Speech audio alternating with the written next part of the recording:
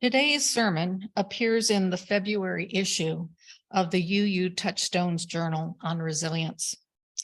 To clarify some of its terminology, theology, in a broad context, is the study of what is sacred and deserving of reverence in human life. Resilience is the capacity to withstand or recover from obstacles and difficulties. It is an important human virtue deserving our reverence. The thesis of the sermon is that a UU theology of resilience, rooted in our first principle, affirming the inherent worth and dignity of every person, leads to the conclusion that Unitarian Universalism should adopt a new eighth principle, whose core purpose is a call for actions to dismantle racism in ourselves and our institutions in ways that hold us accountable. I chose to read you this sermon today, not in order to forward a political UUA agenda, but simply to help our congregation understand a bit better the reasoning behind why some think that the addition of this principle to the current 7 principles of Unitarian Universalism is needed for a resilient, faith-based stand against racism. Now the sermon. A theology of resilience is grounded in our first principle, the inherent worth and dignity of every person, because human beings are worth it. People can protect their sense of worth by dealing well with adversity. That ability involves resilience. While circumstances cannot erase a person's worth, they can severely damage a sense of worth. People face adversity that can be challenging, but they can survive and thrive because their resilience is adequate for the challenge. And more often than not, the experience increases resilience. In Farewell to Arms, Hemingway wrote, "The world breaks everyone, and afterward, many are strong and at the broken places." That strength results from resilience.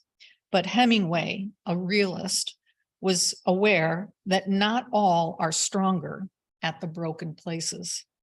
Some are just broken.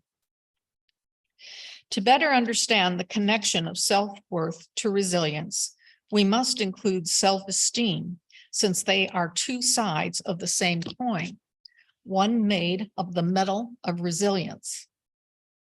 Haley Shafir writes, self-esteem and self-worth are related, but they have important differences. Self-esteem describes how you think and feel about yourself, which changes based on mood and circumstance, performance, or the approval of others. Self-worth is a more global and stable form of self-esteem that comes from knowing and believing in your worth. Keolin, I can't pronounce the name, Liu, write, resilience positively affects life satisfaction and psychological distress through the mediation effects of self-esteem. High self-esteem has been regarded as a productive factor for resilience. At the same time, resilience is seen as a promoting factor for self-esteem.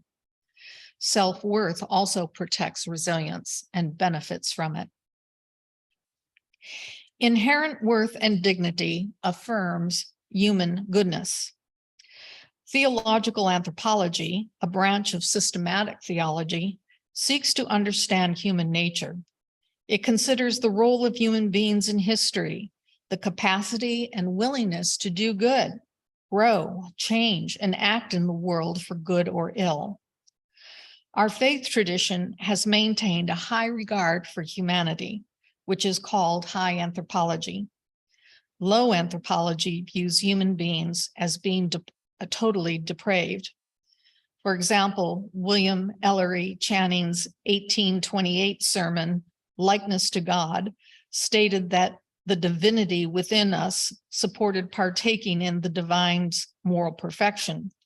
For Channing, this made it possible to perfect one's character as a path to salvation. Theologically, our high anthropology is significant but insufficient because we must also account for evil. Historically, this has been a challenge given our tendency to unbridled optimism and a view of progress as ever upward and onward. World War II generally, and the Holocaust specifically, forced religious liberals to face evil, not as a supernatural reality, but as the product of human hearts and hands. Those broken by the world who are not stronger, per Hemingway, a theology of resilience must take seriously the forces that oppress and brutalize. Of course, Hemingway's impersonal "the world breaks everyone" is poetic, yet disingenuous. The broken are broken, not by the world, but by individuals, groups, and institutions using interlocking systemic oppressions. If we are to construct a meaningful theology of evil, it must account for the evil of racism, which has broken too many. Unitarian Universalist minister and theologian Paul Racer wrote, "We must attend to racism's spiritual dimensions. To do this, we must see racism not only as a matter of institutional structures and social power disparities, but as a profound evil." He continues, "It is hard for liberals to talk in these terms because we have no real theology of evil." Unitarian Universalist minister Clyde Grubbs once said, "Too many of our ministers think that anti-racism is a social justice issue, but not a theological one." UU Community Minister Elizabeth Ellis, who served as executive director of the UU Urban Ministry in Boston, spoke of the systemic and spiritual evils of racism and poverty held by the UA in 2001. There, longing and wisdom, searching and regret, anger and truth-telling, and more were voiced by many. Marjorie Bowens Wheatley captured the proceedings in the landmark 2003 book, Soul Work, Anti-Racist Theologies in Dialogue. While now out of print, it is available as a Kindle edition. It does not articulate a concise theology of evil, but the sin of racism expressed in that dialogue is powerful, persuasive, and painful. Opposing and transforming such evil requires many things, including incredible resilience. Our affirmation of inherent worth confers dignity. Though oppressors disrespect the marginalized, dignity, self-respect, and the insistence on respect are powerful. Maya Angelou wrote in her 1976 poem, I Rise, "Did you want to see me broken? Bowed head and lowered eyes, shoulders falling down like teardrops, weakened by my soulful cries." This stanza captured her oppressor's intent to withhold respect, to marginalize her and strip her of her dignity. She continued, "You may shoot me with your words. You may cut me with your eyes. You may kill me with your hatefulness. Is she defeated?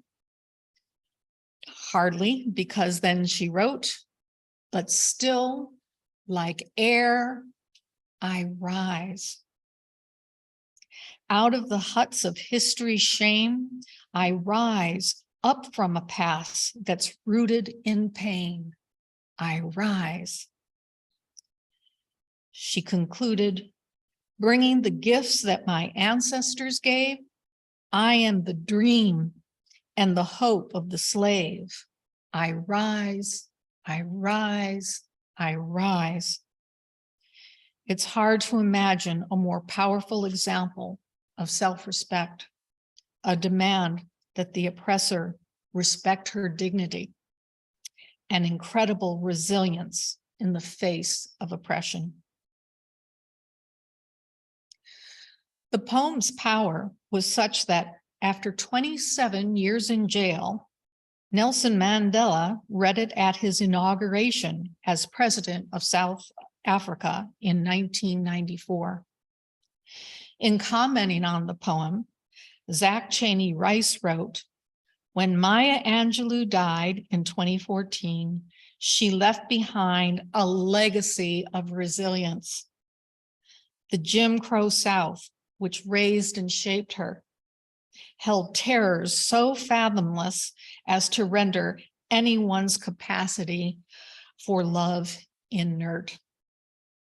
But hers survived. It even flourished." Our 7 UU principles are affirmations that inform how we should act. They ripple outward from the individual to the interdependent web of all existence of which we are a part.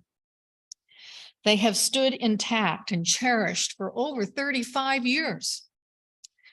Yet in 2013, Paula Cole Jones, having worked with UU congregations to promote anti-racism for over 15 years, concluded that the 7 principles needed to be completed through an 8th principle that addresses racism. And she collaborated with Brooke Paulus Johnson to create a draft of it. The UUA will consider adopting this 8th principle at the General Assemblies of 2023 and 2024. Meanwhile, over 50 congregations and UU groups have already adopted the 8th principle. The core of the principle calls for actions to dismantle racism in ourselves and our institutions in ways that hold us accountable. While a theology of resilience must incorporate the 8th principle, this is easier said than done. As Wendy Sims Schutten and others write, current definitions of resilience need to be redefined and reconceptualized, particularly in settings dominated by white middle-class voices that define what positive emotions, successful traits, and coping mechanisms entail. They suggest that resilience can also mean resistance, that is, resisting bad treatment and racism, as well as reflecting agency, identity, and ownership of one's own life and choices. They conclude, only when individuals and communities are heard, taken seriously, and their needs are engaged with, is it possible to truly make sense of what resilience entails and what support is required to facilitate the development of resilience in different social and cultural groups. Our theology of resilience can only meaningfully evolve through the power of listening far beyond our understandings and assumptions of what good and evil mean in the lives of others, especially those who have been broken yet yearn for healing and wholeness. End of sermon. Blessed be. Amen. I'll follow the sermon with a benediction. May